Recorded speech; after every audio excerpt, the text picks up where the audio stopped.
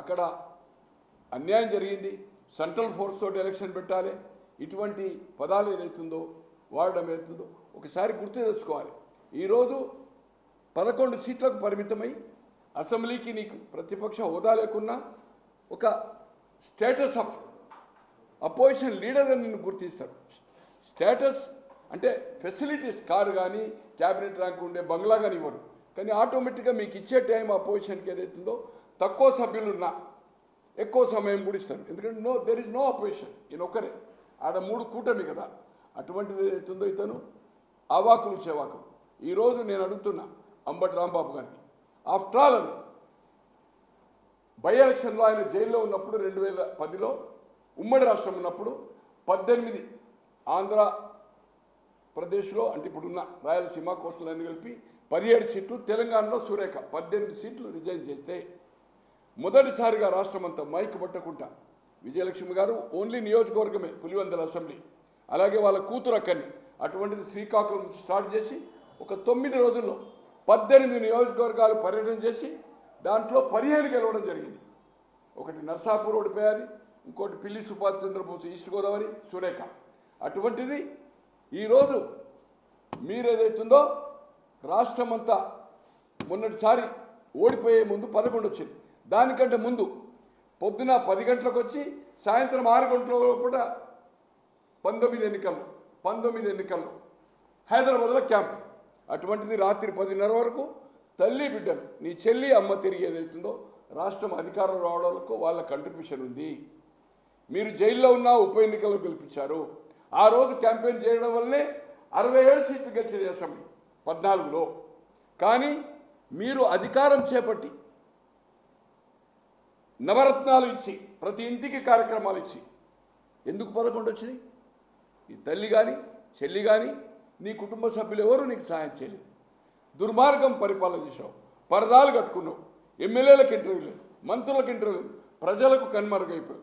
దానికంటే ముందు 2010 నుంచి 9 సంవత్సరాలు 365 రోజుల్లో నేను అనుకుంటున్నా ఒక 5-6 రోజులే 24 గంటలు ఏదవుతుందో ఎక్కడైనా ధర్నాలు రాష్ట్రమంతా తిరిగినావు, ముద్దులు ముద్దించుకున్నావు. ముఖ్యమంత్రికి ఏమైంది? ఎప్పుడన్నా ప్రెస్ కాన్ఫరెన్స్ ఈవెన్ అప్పుడు పాదయాత్ర చేసినప్పుడు కానీ ఆయన జనరల్గా మాట్లాడిందే న్యూస్ రావాలి. ముఖ్యమంత్రికి కానీ ప్రతిపక్షంలో ఉన్నప్పుడు కానీ ఇప్పుడు కానీ ప్రెస్ కాన్ఫరెన్స్ అనేది అతను అడ్రస్ చేసే ఎప్పుడు చేయలేదు. నిజంగా చెప్పాలంటే జగన్మోహన్ రెడ్డి గారు భయస్థుడు. సిబిఐ మొదలు హైదరాబాద్లో లక్ష్మీనారాయణ గారు దిల్కుషా స్టోర్లో ఇంటర్వ్యూ ఇచ్చినప్పుడు దానికంటే ముందు ఒక ఇంగ్లీష్ ఛానల్ ఇంటర్వ్యూ గాలి జనార్దన్ రెడ్డి గారు అప్పటికే జైలున్నాడు. సునీల్ రెడ్డి గారని ఇతని కజిన్ బ్రదర్, సర్వం చూసినవాడు. మేమంతా కలిసి పనిచేశాం. ఎవ్రీథింగ్ ఆయన పార్టీలకు వెళ్ళి రాజశేఖర రెడ్డి గారు చనిపోయిన తర్వాత ఎవ్రీథింగ్ మేనేజ్మెంట్ చేసినవాడు. ఇతను ఈ అల్లిబిల్లి కంపెనీలో జైలుకేశారు. ఒక ప్రెస్ కాన్ఫరెన్స్లో చెప్పాడు, అంటే ఒక 2-3 ఛానళ్ళకి, నాకు గాలి జనార్దన్ రెడ్డి ఎవరో తెలియదు. ఒక విలేకరు అడిగాడు, ఈ సునీల్ రెడ్డి ఎవరంటే, సునీల్ రెడ్డి నాకు బంధువు కాదు, ఆప్త బంధువు బినామీ గాలి జనార్దన్ రెడ్డి గారు. కడపలో స్టీల్స్ కానీ ఆయన బెంగళూరులో ఉన్నప్పుడు కొన్ని వందల మందికి ఏదైతుందో ఆ బళ్ళారిలో మనుషులు ఏదైతుందో జాబ్ ఇప్పడం జరిగింది. ఎన్నో కార్యక్రమాలు చేసిండు. అటువంటిది నిజంగా భయస్తుడు. అంటే వాళ్ళు సంబంధం ఉందని వాళ్ళు జైలు ఉన్నారంటే నాకేమన్నా ఇబ్బంది అవుతుందేమో, దాని గురించి సిబిఐ ప్రశ్నలు అడుగుతుందని ఈ విధంగా చెప్పినవాడు. ఈరోజు ప్రజలకు మనల్ని కోల్పోయి అసెంబ్లీకి ఫేస్ చేయకుండా సెంట్రల్ ఫోర్స్ తోటి ఎలక్షన్ పెట్టింది. ఒకటి ఏం చెప్తా అంటే, నిన్న సుదీర్ఘంగా నేను రాత్రి చూశాను, సుదీర్ఘంగా ఒక 30 నిమిషాలు పోలింగ్ ఏజెంట్ విధులేంది, వాళ్ళు ఏ విధంగా ఉండాలి, బ్యాలెట్ సంతకం పెట్టాలి, ఓటర్ని గుర్తించాలి, ఓటర్లు గుర్తించడం కాదు డిమాండ్ కూడా చేయొచ్చు. మా హయాంలో 83లో 2 రూపీస్ ఇచ్చి ఓటర్ బోగస్ ఓటు వస్తే ఇది ఓటు కాదని 2 రూపీస్ డిపాజిట్ చేస్తే డిమాండ్, ఆ ఓట్స్ పక్కకు పెడతారు. ఈ ఓట్లు ఏదైతుందో 40-52 నుంచి ఎన్నికలు జరుగుతున్నాయి. నీవేదైతుందో విధులు పోలింగ్ ఏజెంట్ గురించి ఈ జనానికి చెప్పే అవసరం లేదు. దాని గురించి ఒక ½ అన్ అవర్ డిస్కస్ చేశాడు. ఎలా పోలింగ్ ఏజెంట్స్ లేకుండా ఎన్నిక జరిగిందన్నాడు. అయ్యా నీ పోలింగ్ ఏజెంట్స్ ఉన్నారు, ఒకసారి వాకప్ చేయి. 15 బూతుల్లో నేను అనుకుంటున్నా 9-10 బూతుల్లో ఏజెంట్స్ ఉన్నారు. కడమల్లో అమ్ముడుపోవచ్చు, ఇది సహజమే.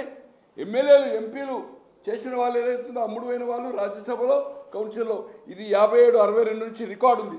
Central intelligence, state intelligence. ఏ ఎన్నికల్లో రాజ్యసభలో ఎవరు అమ్ముడుపోయారు, కౌన్సిల్ ఎన్నికల్లో ఎవరు అమ్ముడుపోయారు. ఓటింగ్ బై ఎమ్మెల్సీలు ఎన్నుకోవాలంటే ఎమ్మెల్యేస్ నుంచి ఎమ్మెల్యేస్ చేస్తారు, కొన్ని లోకల్ బాడీస్.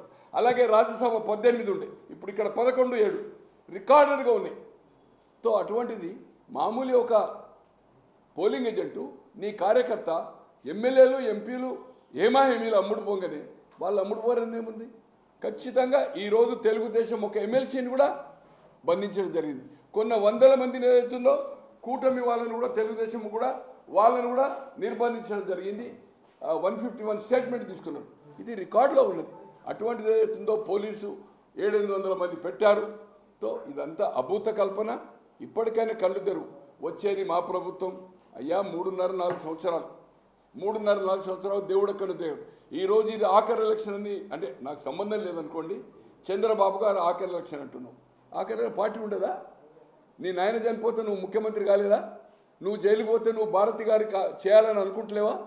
తో ఈ విధంగా ఏదైతుందో ఏ రాజకీయ నాయకుడు శాపనార్థాలు ఇంతవరకు భారతదేశ చరిత్రలో నరకం పోతాడు. నరకం ఏంటండి అది? దేవుడు ఉన్నాడు. దేవుడు ఎవరికి ఉన్నాడు? అందరికీ ఉన్నాడు. దేవుడు చూపాడు కదా. మడమ తిప్పను మాటని ఈరోజు ఏదైతుందో అక్కమ్మ చెల్లెలమ్మని ముద్దించుకొని నీ తల్లిని కంటేసినావు. నీ చెల్లికి ఏదైతుందో కోర్టు తల్లి మీద కేసేసినావు. సిగ్గు లజ్జ ఉండాలి మీకు. ఈరోజు ఏదైతుందో ఇటువంటి నేనంటున్నా. ఈరోజు లల్లు గారు జైలుకు పోయారు ముఖ్యమంత్రి ఉండి. చౌతాలా గారు ముఖ్యమంత్రి అయిన తర్వాత జైలుకు పోయారు. హర్యానా చీఫ్ మినిస్టర్ దేవిలాల్ గారు సంఘం. జయలలిత గారు జైలుకు పోయారు. బతుకుంటే ఆమె కూడా శిక్ష పడేది. మధు కూడా పోయాడు. ఇట్లా ఎవ్వరు చాలామంది అవినీతి చేశారు.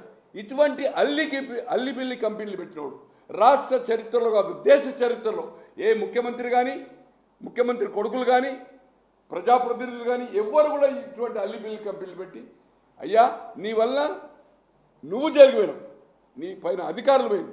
ఈరోజు 5 ఏళ్ళు పరిపాలించి నీ ఇంట్లో పనిచేసే నమ్మకస్తులైన ధనుంజయ రెడ్డి, కృష్ణమోహన్ రెడ్డి, ఆయన పేరేంది ఆడిటర్ బాలాజీ, వాళ్ళని విడిచిపెట్టండి. ఈరోజు రాజకీయ నాయకులనేమో పోయి పెద్ద యాత్ర లెక్క కలుస్తున్నావు. నీ నమ్మకస్తులు వాళ్ళు మంచి వాళ్ళంటున్నారు. ఎందుకు జైలు కలవలేదు? వాళ్ళను బాలాజీని ఎందుకు కలవాల? కృష్ణమోహన్ రెడ్డి ఎందుకు కలవలే? ధనుంజయ రెడ్డి ఎందుకు జైలు పోయి కలవడం లేదు? ములాఖాత్ ఎందుకు తీసుకోవడం లేదు? రాజకీయ నాయకులు ఎవరైతే జైలుకు పోయినా అందరినీ పోయి కలిశాడు. బట్ అధికారులు కలవలే.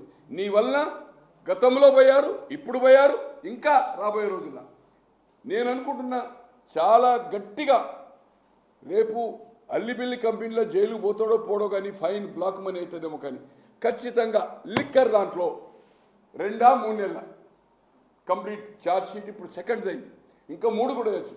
ఫైనల్ ఛార్జ్ షీట్ తర్వాత ది లిక్కర్ స్కామ్లకు వెళ్ళి ఏ పరిస్థితిలో తప్పించుకునే అవకాశం లేదు.